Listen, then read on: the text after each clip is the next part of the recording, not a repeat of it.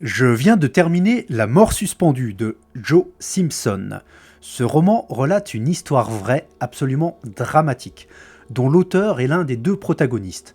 Et puisqu'il a écrit ce livre, on sait qu'il s'en est tiré. La question est donc comment ?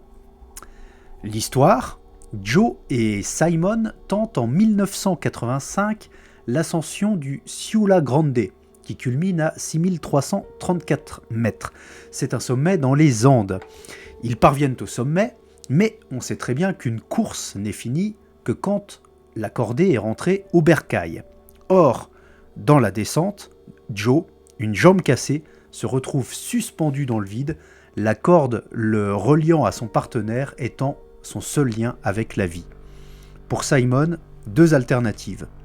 Couper la corde ou mourir avec Joe.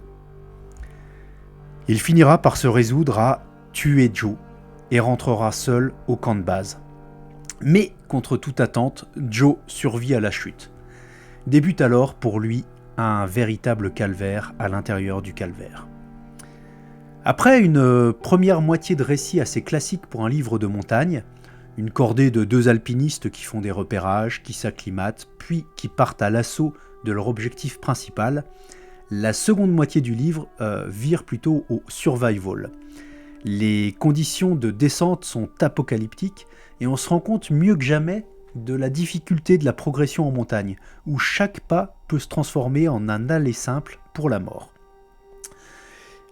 Survient un premier accident pour Joe, dans lequel il va se casser la jambe, et enfin cette chute et ces moments de tension extrême pendus au bout de la corde, où on bascule dans le cauchemar éveillé. On dit souvent que la douleur n'est qu'une information, mais quand tout n'est que douleur, et que l'issue fatale semble certaine, à quoi bon ? Et pourtant Joe s'accroche, et avec le recul, il nous conte d'une manière incroyablement précise, chirurgicale même, le processus qui l'a amené à survivre.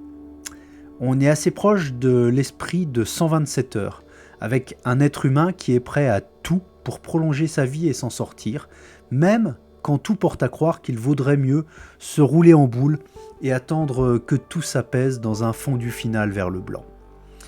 C'est glaçant, c'est parfois un petit peu longuet et répétitif, c'est souvent trop, too much, mais ces longueurs, ces répétitions et ce jusqu'au boutisme dans l'horreur nous aident nous aussi à ressentir une infime part de la souffrance physique et psychologique qu'a enduré Joe.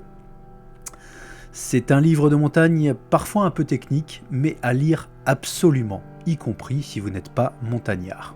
Alors enfilez votre doudoune, préparez-vous à subir 1000 tourments, et bonne lecture malgré tout.